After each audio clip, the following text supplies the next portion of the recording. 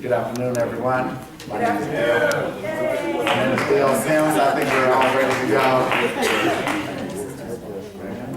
go. Okay, on. Okay, we're gonna get started now. Like I said, my name is Dale Sims, and we will give you the breakout of GBI. I know over the 2 days, you guys have heard a lot about our reaching out to veterans and GBI's efforts in making sure that happens. So we will go further in depth into what exactly is the global business incubation as far as our outreach to businesses. And I'll introduce my co-presenter, Mr. Carl Welty. Thanks, Dale. It's a real pleasure to be here. I'm Carl Welty. I'm an architect, and I have been for many years looking for better ways to make better buildings that are more efficient with resources, better quality, more resilient, and more resilient buildings in communities are becoming more critical because of climate change. We're facing extraordinarily difficult future. But there's really an opportunity within climate change and some of the issues we're confronting to leverage the skills that veterans have to really lead the way to make better communities and for our future. Okay, and just so that I can make sure you have a context of my background, I've spent 18 years in defense acquisition, and like the gentleman with Boeing talked about, it is a very competitive world, but it is a very lucrative world. And I'm sure you guys heard from retired Colonel Kenneth Robinson, the VP from Northrop Grumman. I had the pleasure of meeting Colonel Robinson when he was active duty at the Space and Missile Systems Center some 15, 16 years ago. Ever since then, he's been my mentor and has been outreaching throughout Los Angeles with me and getting our community involved in science and engineering. So let's press. So our agenda. We're gonna give you, like I said, a deeper insight into the global business incubation. And of course, as veterans, we live by missions. Navy, Air Force, Army, and the Marine Corps. So what are GBI's mission areas? We have 3 of them. You've heard for the past 2 days, the first one, the GBI Emerald Veterans Project. The second one, and I've heard people talk about it and are very interested in the GBI Manufacturing Consortium. And then the third one will be the GBI Technical Institute. And then we'll leave you with our plan of action, how we want to move forward after we leave this space today.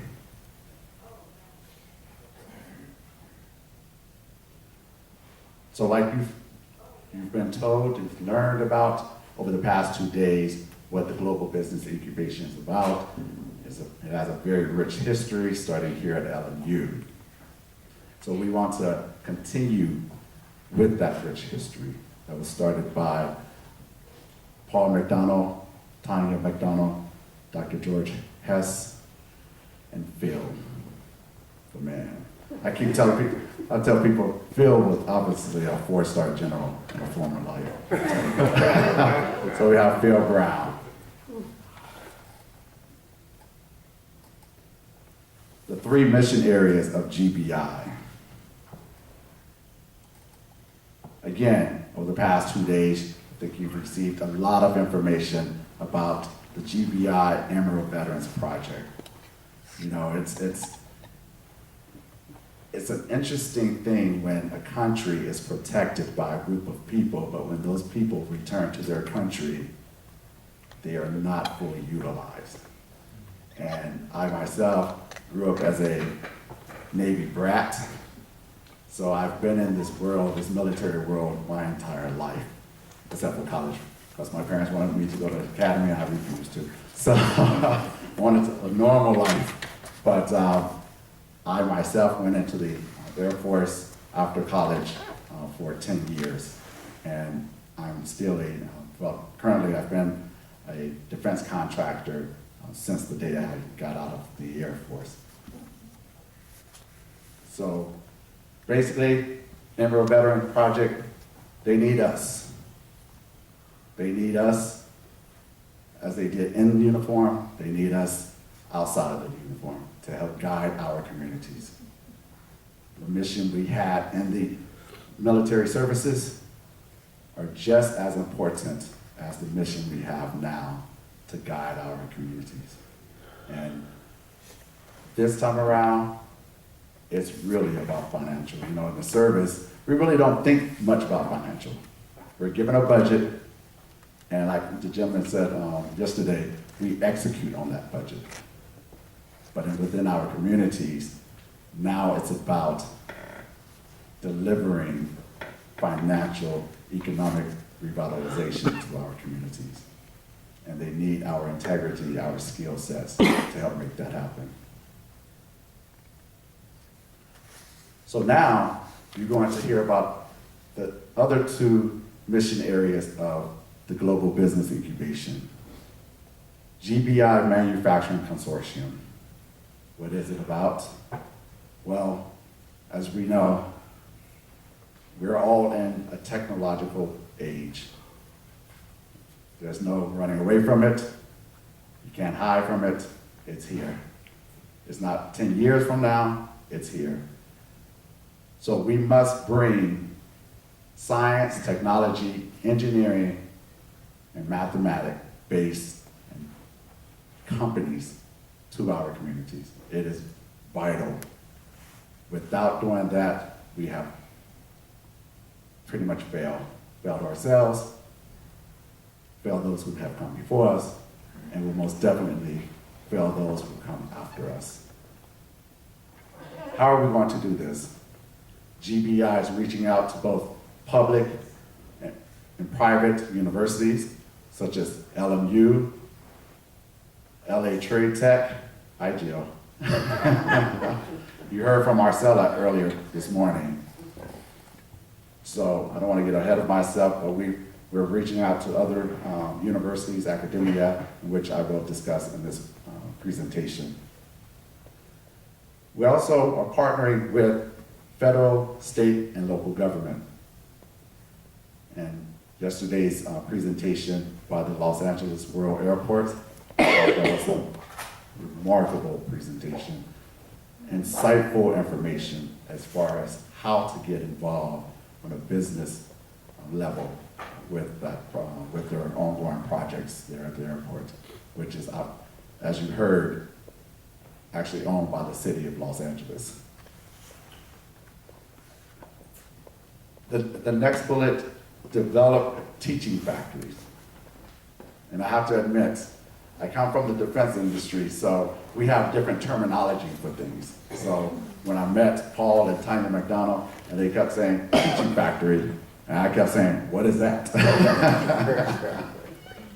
But as they explained the concept of bringing, not just bringing companies together as a consortium, which I've always heard in the defense industry, but utilizing shared space to make it more affordable for manufacturers, small manufacturers, startup manufacturers, to actually get into business. And we're going to go more in depth in that.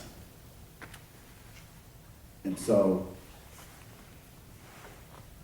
why a manufacturing consortium? Well, in 2014, Southern California was designated as one of the nation's manufacturing community partners by the Department of Commerce, which, based on how the government works, once you're designated as something, money will come.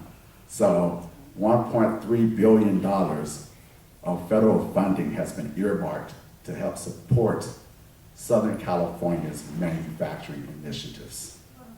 Now, I don't know if you guys realize how California is divided when it comes to manufacturing, but just in case you don't, Northern California, consumer electronics, that's where you have your Googles and all of that stuff. Southern California, aerospace and defense. That is how the federal government has divided the technology world within the state of California, which is very important as you seek out opportunities. You know, when I go up north to engineering conferences, they look at me and say, "Why are you up here? You're defense." I tell them, because I want to know what you know and what the defense knows. So when it comes to the Department of Defense, I'm from a world where we operate on budgets and legislation. We're always following what Congress does because they are our bosses. So when it comes to budget, FY16 military construction, our fiscal years, we operate from 1 October to 30 September. So as of this fiscal year, fiscal year 16, Congress has approved $7.7 billion for military construction. And I don't know if you know how large our military is, but that's construction here in this country and construction at all of our bases around the world. Okay. So again, the defense industry, we're always looking forward. We're looking at future threats. And so by looking at future threats, we have to look at future requirements. And so the Department of Defense is already looking at 2025, 2030 and beyond. What are those threats? And they do that because we have to start working on those requirements today. Okay, so let me just switch to something. I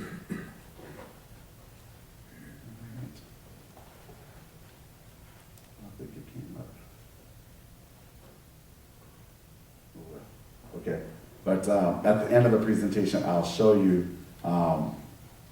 just how important it is to start looking at the requirements that the Defense Department has identified as possible concepts for us to start working on, research and development wise, to counter those future threats, because behind those requirements are contract opportunities, okay?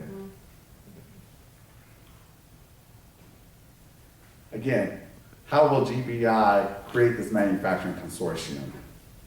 Like I said earlier, we're reaching out to universities, we're reaching out to industry to build this consortium. So to date, you're here today at LMU because of the work of Paul and Tanya McDonald, Phil Brown, Dr. Hess. This is in process, okay? We are looking at South Los Angeles economic revitalization and sustainability plan. And so reaching out to LATTC with Jill, with Marcella, with Carl, and with many others, working on creating a plan, a true economic revitalization and sustainability plan. Yesterday, we heard people talk about sustainability. If we're going to create this opportunity, we have to make sure we can maintain the opportunity. We're also reaching out to, or we have reached out to Cal State Long Beach.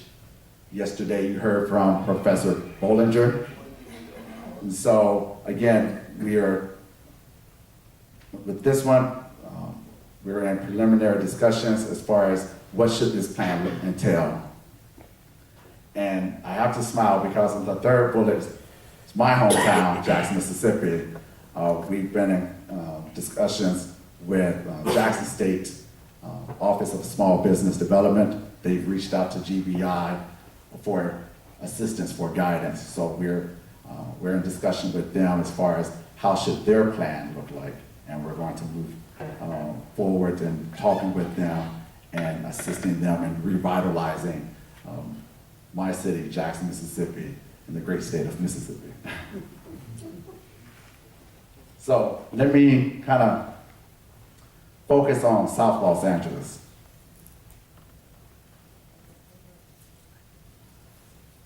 I heard someone earlier say, we can't be a manufacturing consortium without manufacturing something, okay?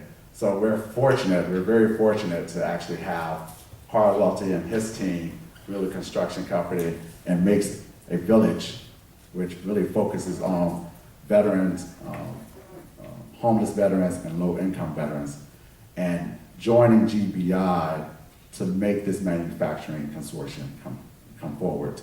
And so what they have done is create an incredible product called cold form steel framing. And I'm going to give Carl the mic, and he's going to tell you about this product in which we're going to assist them in pushing it in both the commercial world as well as the military world.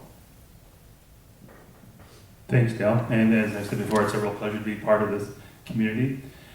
Before I talk about the specific technology that Dale is showing on this image, working with Dale and other people, we are in the process of developing a model for a veteran community that provides opportunities for housing and jobs. But for today, I really want to talk about a building technology that I believe solves many problems, as I mentioned earlier, about making better buildings. But this technology is solves some problems that I think about buildings. One of the problems is that most of the buildings we make today are built in the same way buildings were made in the Civil War and in the 19th century. And so part of it, I'm going to talk about a technology that brings construction into the 21st century. And within that technology, aside from the actually assembling of buildings, there's a tremendous amount of technology that can be leveraged and utilize veterans to incorporate that technology and build on that technology. So cold form steel is not a material that we've invented. It's very much in the marketplace. But one of my partners, has been thinking very hard about it for 20 years and has taken advantage of technology that's in the world, but very few people are taking advantage of it. And so, particularly, what he has done is he is seen that because this material, cold form steel, it starts off as big ribbons of steel, and it's manufactured mostly in California. It's manufactured in Riverside. These big machines spit them out like 2x4s every second. But it's controlled by a computer. And so by understanding that these machines are controlled by a computer, that you can very easily tell the computer to do special things. Most of the industry buys steel like they buy 2x4s, 10-foot lengths. And there's no leveraging of technology. So what we're doing is we tell the machine, cut 300 8-foot 3-inch studs, not 10-foot studs, and cut them down to 8-foot 3. So by leveraging that technology, we can reduce the amount of material that's generated from the very beginning, which is sustainable. But we also can reduce the number of cutting, the labor involved, the dangerous cutting of 2x4s or in the field. So by leveraging this technology, we can make buildings better and safer and faster. And within this technology, there's a tremendous opportunity to bring this technology into the veteran villages that we're building and train veterans in a day, give them a job, a living wage job in a day, and in 3 months, not 3 years, train them to frame buildings. Real good, what we call green construction jobs that can transform their lives, but also America, to make better buildings. Awesome. So we want to run through a few slides with pictures just to show you what Carl has put into words. With Carl's assistance, and like I said, we've partnered with universities and the community colleges. What we're doing right now is forming a workforce development and training initiative. And with that, Carl talked about training the veterans. Well, part of that will be creating an apprenticeship program so that we can have a formal process of training the veterans. And that's what this talks about as far as our partnering with LATTC. And I keep pointing over there because Jill is our product design expert. And so she's actually from the school's architecture department, right along with Marcella. So we're going to create a computer aid drafting and design program, again, as a workforce development initiative, okay? And I believe it was yesterday, I don't see the gentleman here, but today he talked about lowriders, which was rather interesting because if you look down at the bottom of the chart, our target participants into our workforce development and training program will be the young adults ages 18 through 24, but we want to most definitely pursue those individuals who have a natural gift. We sometimes refer to them as graffiti artists. I say urban arts. And then out here they say lowriders. I say mechanically inclined.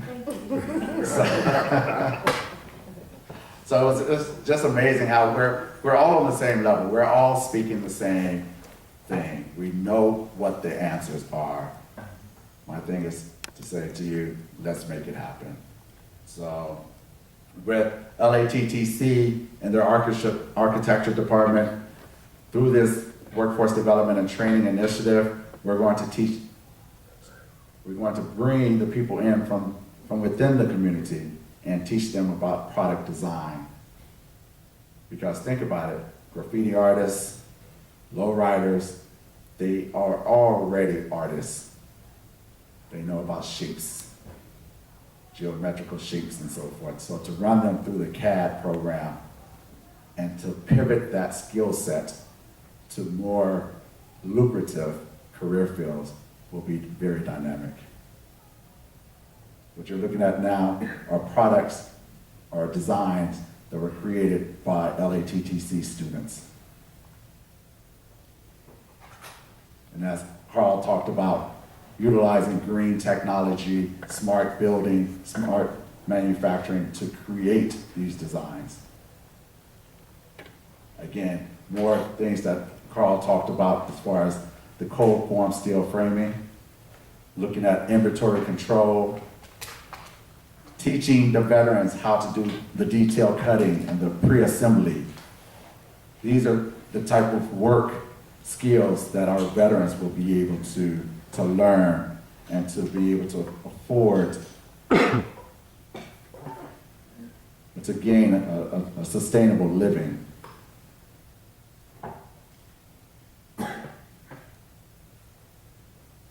What you're looking at here, I'm going to let Carl explain because you're not going to believe this. So I'm going to let him explain this picture. Thanks, Dale. This is a picture of all of the framing, 100% of the framing for a 1,756 square foot house that my partner cut in California, in Los Angeles, and shipped it to Hawaii. So what this is it's like a big erector set. So when it's sent to Hawaii, and the contractor really only needs, he doesn't need a power saw and all the other more dangerous equipment. He has a battery-powered screwdriver, and he frames his building. And this is the technology that we're talking about that, sorry for my sense of humor, even veterans can learn to do this. What I learned recently in the last couple of weeks is that when I knew that when my partner sent this framing kit to Hawaii, that the contractor, who was an experienced contractor, had problems understanding how to figure it out. And that's what I recently asked Don. So after a couple of weeks, he figured out how to do it, right? Don said no, in 2 weeks he framed it. So this is a person who has experience building, but he had never built with steel before. But within 2 weeks, he framed a 1,700 square foot house. And if I can, I'd like to use this as an example of what's possible with larger military contracts. So the way, when the Department of Defense wants to build 300 houses in Hawaii, they ship lots of lumber from California or Washington or Canada. They send it on a boat. Wood weighs 3 times as much and takes larger volume. So they send it to Hawaii. Guys in Hawaii and women cut it up and build something just like we built in the 19th century and maybe even the 18th century. So if we build this way, we can imagine sending only the material that you're going to build with in Hawaii in shipping containers. It's already cut and it's assembled very quickly and making a better building. And so this makes sense, but this is a sort of a technology we can leverage to create industry, change the construction industry, but use veterans to change the construction industry to make better buildings and more cost effective and more resource efficient. Is that? That's it. And I don't know if you guys caught this, right underneath the picture that says 5 houses could fit in this one shipping container. 5.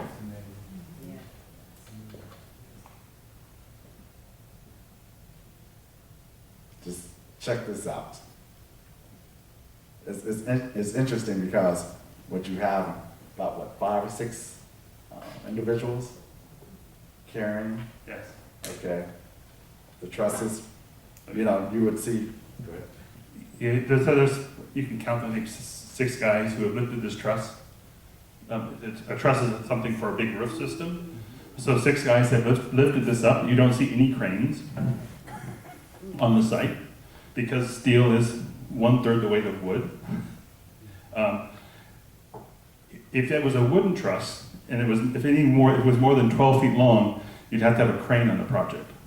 So this is a really great picture that describes or expresses the efficiency of steel. So steel is 1/3 the weight and 1.5 times stronger. So.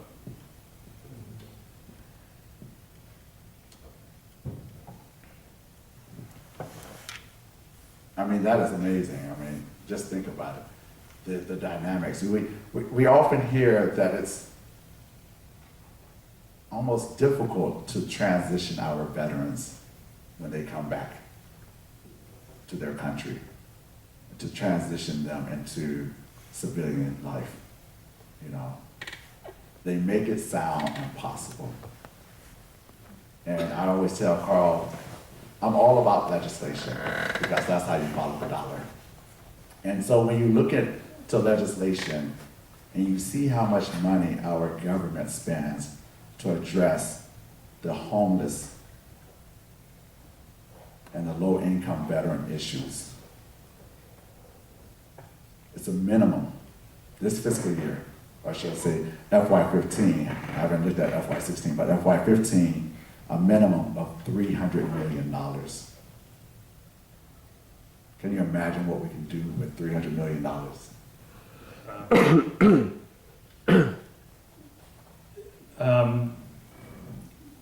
Something that's really sort of extraordinary about my partner, what he's created, because he's been thinking about building with steel for many years and not in a way that not many people have, is particularly building residential projects or small scale projects, steel is usually 10 to 15% more than wood construction. But because he's using smart technology, digital technology, that he knows that he can tell the computer to cut all this stuff so that we don't have to cut it in the field or we use less of it. So he's got the cost of building buildings better, so really competitive with wood construction. So people who, if you're familiar with metal construction and you say, well, it's really great, but it's more expensive. No. So by using smart technology, and this is the smart technology with telling the computer to cut these things, is part of what's really magical about an opportunity for veterans is there's, it's a really huge opportunity to do that more and more. And in closing, this contractor is the only contractor in Southern California who has figured out that you can tell that computer to cut all this stuff and save money and save time and save material. So it's an enormous opportunity for veterans. we're gonna take questions afterwards, okay? So, the third leg of GBI, people talk about manufacturing, okay? But there's a whole other world that exists before you even can manufacture.